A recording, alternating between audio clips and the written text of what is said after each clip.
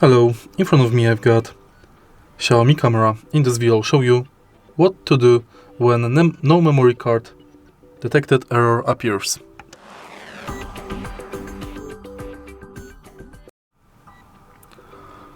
In the beginning, let's go to Xiaomi Home app.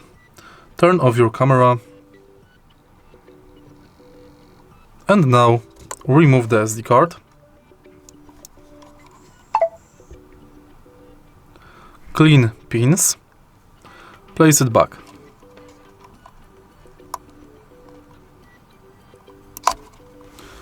Turn the camera on, and if the error still occurs, try with the different memory card.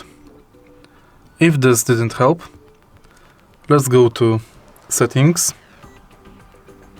Reboot device, and if it still didn't help, factory reset your camera. This should fix no memory card detected error. If you find this video helpful, please leave like, comment and subscribe.